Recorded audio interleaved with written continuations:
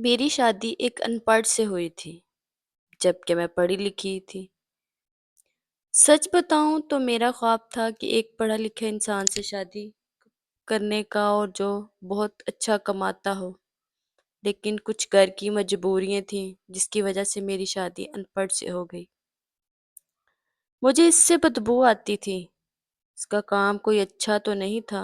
खैर, अल्लाह ताला के सामने मैं रो रो कर दुआएं मांगती थी कि या अल्लाह, तो इसको मार दे या फिर इससे मेरी जान छुड़वा दे। किसी तरह भी इस जाहिल इंसान को छोड़ देना चाहती थी कि मेरी जान छूट जाए। मैं इसे हर बात पर बेइज्जत कर देती थी, इस पर गुस्सा करती। जब मैं इससे बात पर गुस्सा करती तो वो जब बेइज्जती करती, वो मुझसे प्यार से समझाता था। मेरी हर फजूल बात पर चुप हो जाता था। कभी गुस्सा होकर घर से बाहर बात करती तो वो घर से बाहर चला जाता। मैं एक बार झगड़ा करके अम्मी अब्बू के पास चली गई। मैं समझती थी कि अब जिंदगी में बस मुझे इससे जान छुड़वानी है। मुझे इससे तलाक चाहिए थी। इसने अम्मी अब्बू के घर आ गई थी। अम्मी अब्बू ने मुझे बहुत समझाया कि बेटा, लड़का बहुत अच्छा है, ना करो ऐसा। बस बेचारा पढ़ा लिखा नहीं है, बाकी क्या कभी इसने तुम पर हाथ उठाया है, तुम्हें गाली दी है? लेकिन मैं बस तलाक लेना चाहती थी। इससे मैंने अपनी अम्मी अब्बू से झूठ बोला कि वो मुझे खर्चा नहीं देता। मेरी अम्मी अब्बू ने इसे बुलवाया और अपने सामने बिठाकर कहा। अब्बू कहने लगे कि क्यों भाई, तुम शहजादी को खर्चा क्यों नहीं देते? वो बाबा से मुखातब होकर बोला, अंकल, जो कमाता हूँ सब अखराजात निकाल कर जो बचता है इसी के हाथ पर रख देता हूँ। मेरे चाचा ताया सब मौजूद थे वहाँ। मैंने इसे बोल कि मुझे 50,000 रुपया हर महीना चाहिए। इसने ये भी शर्त इसी शर्त पर मैं अपने घर जाऊंगी। वो खामोश हो गया, सर झुकाए बैठा था। चाचा बोले, हाँ भाई, बता अब। कुछ कहे लम्हों के लिए वो खामोश रहा, फिर मेरी तरफ देखने लगा। इसने लंबी सांस ली और बोला, जी ठीक है, मैं इसको 50,000 दे दूंगा। हर महीने अलग से वो मेरे 50,000 देने के लिए तैयार हो गया था।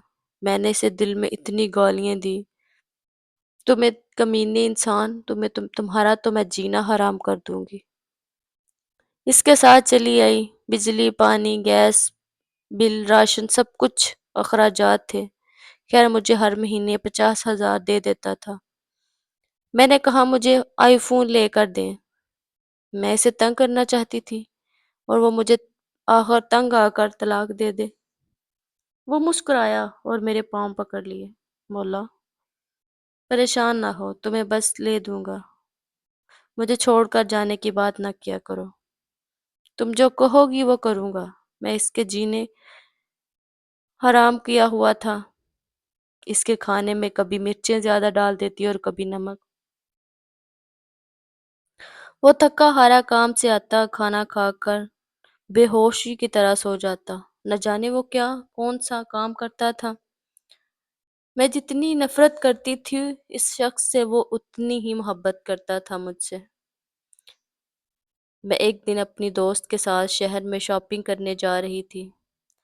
शहर की जानब सबसे महंगे बड़े मॉल में। जबकि हम एक बस अड्डे के पास से गुजरी तो मेरी जिंदगी ने जो लम्हा देखा, मैं बेजान हो गई थी। वो जिससे मैं बहुत ज्यादा नफरत करती थी, जिसको मैंने जाहल इनपढ़ कहती थी, जिसको कभी कभी वो हक दिया ही नहीं था जिसका वो हकदार था, जिसका कभी मैंने हाल तक ना पूछा था, जिसे मैंने कभी इंसान ही नहीं समझती थी, जिसे मैं कभी कबूल ही नहीं करना चाहती थी। सर पर बोझ उठाए किसी का सामान बस पर चढ़ा रहा था। टांगें कांप रही थी। पुराने से कपड़े पहने, पसीने से सारा बदन भीगा हुआ था। पाँव में टूटी हुई जूती इसने पहनी हुई थी। मैं ये सब देखने से पहले मर क्यों नहीं गई? وہ انسان میرے لیے اتنا کچھ کر رہا ہے۔ اتنے میں ایک شخص بولا، چل یہ سامان اٹھا اور اس سامان کو دوسری چھت پر لاد۔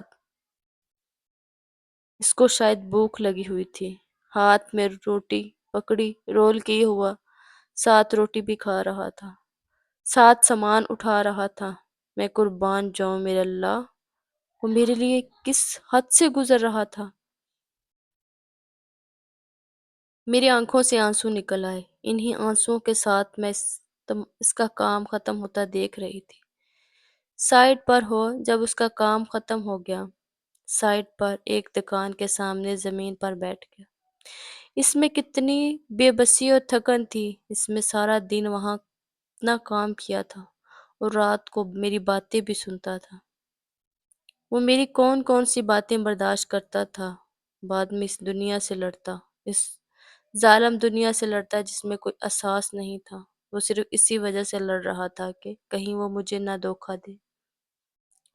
میں آج شاید سوچنے پر مجبور ہو گئی تھی کہ اگر میں کسی پڑھے لکھے سے بھی شادی کر لیتی تو شاید وہ مجھے اتنی قدر نہ کر سکتا میری، شاید میری عزت نہ کرتا، شاید وہ مجھے اتنی احترام سے نہ رکھتا، پھر بھی میرے پاؤں میں بیٹھ کر مجھ سے معافی مانگ لیتا تھا۔ سچ کہتے ہیں کہ مخلص محبت کی کوئی قدر نہیں کرتا، اور اگر قدر کا پتہ بھی چل جاتا ہے تو بعد میں دیر ہو جاتی ہے۔ وہ میری خاطر ساری دنیا سے لڑتا رہا، میں بس اسے دیکھتی رہی۔ میں اسی دن اپنے رب سے کے سامنے سجدے میں گر پڑی اور اپنے رب سے معافی مانگ لی، مجھے معاف کر دے، میں نے ایک اچھے انسان کو پہچاننے میں دیر کر دی، ایک صحیح انسان کی قدر نہیں کی۔ اس دن کے بعد میری زندگی بالکل تبدیل ہو گئی۔